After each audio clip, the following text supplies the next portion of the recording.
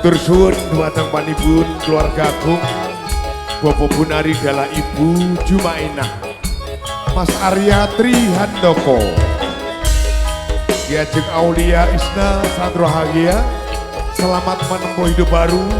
akhir persembahan dari Campur Sari Kodarum pamit pulih sebagai Depa Pamungkas